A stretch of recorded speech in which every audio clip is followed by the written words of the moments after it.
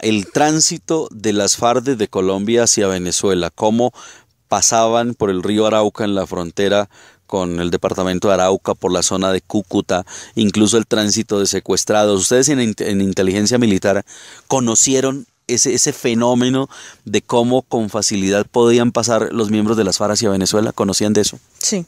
¿Qué se sabía? Se sabía. Se sabía. O sea, no, prefieren no hablar de eso. No, prefiero. ¿Así de grave es? Sí. Cuando vimos las fotos de Iván Márquez, inteligencia militar venezolana, ¿sabía de eso? Sí, claro. Lo ves en el aeropuerto, lo ves con los registros como todo, simplemente cuando ya explota, resulta algo, hay una disyuntiva o hay algo que va a pasar entre los dos países o algo, es cuando ya pasan como Pedro por su casa. Los campamentos, se habló hace un tiempo atrás de unos campamentos que había de las FARC en Venezuela, y en la cumbre de la OEA se mostraron fotografías de esos campamentos. ¿Inteligencia militar conocía de eso también? Sí, claro.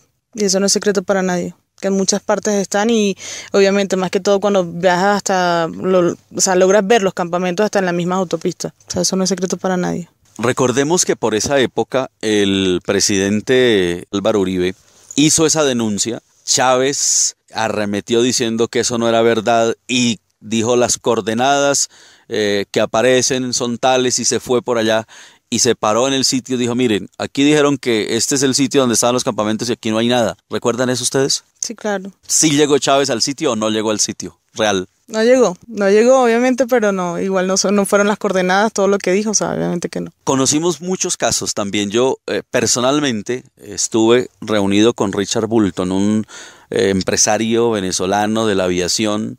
Me hice muy amigo de él en su momento, con Marena Bencomo también, su esposa. Me contaba cómo fue secuestrado y cómo lo mantuvieron en campamentos venezolanos. ¿Ustedes conocieron también de ese caso? Sí, claro. Desde el mismo momento cuando él desapareció, nosotros teníamos ya conocimiento de eso y sabíamos la ubicación. Que estaba en Venezuela. Estaba en Venezuela. Era un grupo que se manejó como paramilitar, pero era un grupo guerrillero. Para ese tiempo fue cuando empezó, de poco a poco fue entrando la guerrilla, para ese tiempo. ¿Cómo está la situación de secuestro en Venezuela? Usualmente salen noticias en los diferentes medios, en 24 horas, en muchos medios salen sobre el secuestro en Venezuela. Nosotros desde los países latinoamericanos, desde Colombia, yo que vivo trabajando constantemente con el tema del secuestro, sentimos que se ha incrementado el secuestro en Venezuela, pero que no se denuncia, que la gente no da a conocer los casos. Tuve conocimiento también de que nosotros, los mismos funcionarios, también, tanto lo que es el 6CPC y de nuestro organismo también, o sea, hemos participado muchas veces en lo que han sido esos secuestros. O sea, ¿funcionarios han participado en esos secuestros? Sí, y han sido los que han extorsionado también. ¿Y esto no hay un ente de control dentro de las fuerzas, como decir una procuraduría delegada para las fuerzas que a las que se le pueda denunciar esto? ¿Existe allí? No, lamentablemente todos los poderes están comprados por el gobierno, todos los poderes. Estamos hablando de justicia, estamos hablando de fiscalía, estamos hablando de todo. Y simplemente, o sea, un ciudadano común, o sea, que vaya a denunciar algo, o sea, ¿a quién lo denuncia?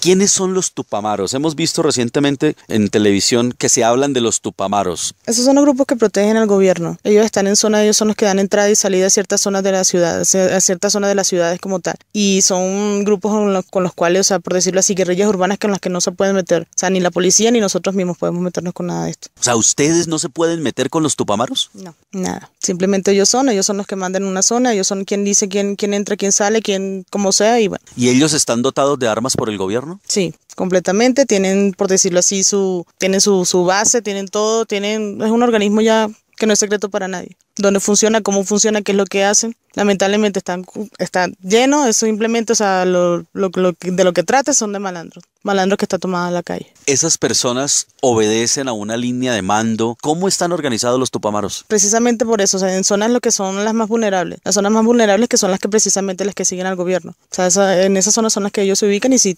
son su grado pues de funcionarios. O sea, estas personas están, digamos, como asignadas a las zonas marginales de las ciudades para controlar la gente pobre, para imponer miedo allí y controlar la gente más pobre. ¿Es más o menos lo que le entiendo? O sea, para darle fuerza a la gente pobre. sobre, o sea, para que ellos se sientan, ¿sí me entiendes? O sea, de que si hay que salir a robar ahorita, como es lo que está pasando, precisamente lo que pasó anoche, o sea, en la autopista, en plenas autopistas, o sea, están robando, o sea, son ellos los que mandan en la calle y donde tú ves policía, no pueden meterse los organismos, no pueden meterse lo que es la seguridad. A la policía le han dicho claramente no se metan con ellos, al ejército, a las de inteligencia, no se metan, hay que dejarlos actuar. Exactamente, sí. O sea, hay una orden explícita. Sí. Cuando ellos están, o sea, no se puede hacer nada. ¿Ustedes en inteligencia militar de pronto le hacían seguimiento a Capriles? Sí, claro, todo el tiempo.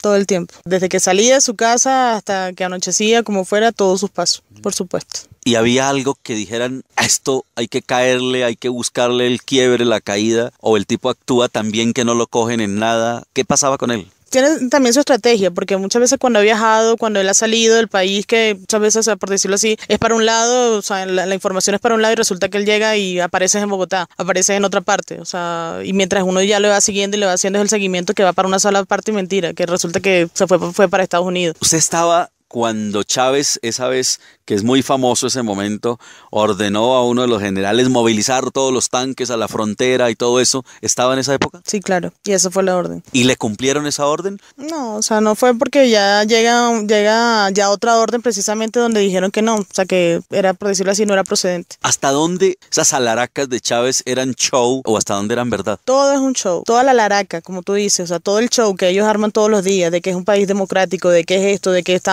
nos están persiguiendo, de que tenemos un informante, de que tenemos todo eso es un show. Diosdado Cabello. El dueño único de Venezuela. ¿Dueño único de Venezuela? Completamente. ¿No es Maduro el que tiene el poder sino Diosdado Cabello? Completamente. El dueño único de Venezuela se llama Diosdado Cabello. ¿Por qué tiene tanto poder Diosdado Cabello? Diosdado ha manejado los dos gobiernos. ¿Quién es él? ¿Que él de dónde salió? Él fue un militar como tal, o sea, también se dio de baja, pero tiene un poder de convencimiento y ha hecho negocios y eso no es secreto para nadie. La mafia, todos los organismos como tal que tiene a su disposición y que tiene a su mano y que es la santa ley y es la santa palabra lo que él diga. O sea, todo es Diosdado Cabello. Tanto para gobernadores, como para alcaldes, como para el mismo presidente, para todos. ¿Cómo se vio esas elecciones desde ustedes, los de inteligencia militar? Ya nosotros a las 4 de la tarde ya nosotros sabíamos resultados de lo que iba a pasar, simplemente con lo que fue la maquinaria. O sea, igual el voto es secreto, pero ya nosotros teníamos un resultado antes de que finalizaran. O sea que Capriles tenía razón al exigir el reconteo. Claro que sí. Se hizo un reconteo de una parte, como el 60%, digamos como para darle contentillo a la gente. ¿Por qué no hicieron el resto? Porque muchas papeletas no se consiguieron y muchos libros no se consiguieron. Están entre los que se quemaron. Sí, claro. Así como se quemaron, así mismo se pasaron. Si no fueron quemados, muchos también fueron por máquina como fuera, pero muchos se perdieron. Claro que sí. O sea que entonces estas elecciones fueron robadas. Totalmente, de eso no hay duda. Si se roban las elecciones, ¿puede uno deducir que entonces no es posible que la oposición llegue a ganar unas elecciones? Igual todas las elecciones han sido así, desde que fue hasta el mismo referendo que hizo precisamente el presidente Chávez. Todas esas elecciones han sido así. ¿Qué nos puede contar de la muerte de Chávez? ¿Cuándo murió? Chávez murió en diciembre. Él murió para finales de diciembre. Exactamente, fue entre el 26 y 28 de diciembre. O sea, en inteligencia militar sabían que murió entre el 26 y 28 de diciembre y no en la fecha que lo dijo Maduro. Sí, claro, porque precisamente para eso nos dijeron que estuviéramos alerta para cualquier cosa que se podía también desatar. Porque se podía, por decirlo así, escapar la información, aunque eso fue secreto de Estado total. Pero sí fue para esa fecha de diciembre. ¿Por qué ocultar una fecha que no era trascendente? Pues ya todo el mundo sabía que estaba grave, que estaba con cáncer, etcétera. ¿Por qué ocultarlo? ¿Qué había detrás de eso? Ya en ese caso son las cuestiones, lo que te digo, por la orden de Diosdado y lamentablemente influye muchísimo lo que fue la orden de Fidel Castro y los hermanos Castro. Ya lo que ellos dijeron también para cuándo se daba esa fecha, pero no se podía decir en ese momento. Necesitaban que precisamente Maduro agarrara confianza, por decirlo así, más en el poder, más al pueblo, más ganárselo hasta que lanzaran como tal ya lo que fue ya para marzo. Cuando muere Chávez, ¿qué pasó allá? Lo único que sabemos nosotros es que el cadáver llegó a la madrugada y no llegó precisamente para la fecha cuando dijeron que iba a llegar y que todo el mundo estaba a la espera y que demás no. Ah, o sea que el cadáver llegó con mucho tiempo de anticipación a Venezuela. Claro que sí, llegó con mucho tiempo de anticipación. O sea, si murió el 26-27 de diciembre, ¿llegó que a la semana siguiente, en esos siguientes días? Y llegó a la madrugada. Llegó a la madrugada, movieron todo en el aeropuerto precisamente y sí, efectivamente llega a la madrugada. Hubo un escándalo que se hablaba de 2 ataúdes. Se estaba utilizando una réplica del cuerpo de Chávez en cera, que Cristina Fernández de Kirchner alertó, se dio cuenta de que ese no era Chávez y se disgustó y por eso se fue. ¿Eso fue verdad? Y hasta las mismas hijas se dieron cuenta, obviamente. O sea, ellas sabían, obviamente, pero se disgustaron precisamente también por eso. Todo lo que fue la ceremonia, por decirlo así, en ningún momento ellas estuvieron de acuerdo con nada de eso. Y todo fue ordenado precisamente por Diosdado Cabello. Había en Colombia, tuvimos testimonio de una desmovilizada de las FARC, que ella decía que Hugo Chávez en una oportunidad se reunió con ellos en los campamentos de las FARC dentro de territorio colombiano. Sí, tenemos conocimiento de eso. ¿Fue verdad eso? Sí, eso sí fue verdad. O sea, ¿fue verdad que Hugo Chávez se reunió con FARC en territorio colombiano sin conocimiento del gobierno de Colombia? Sí.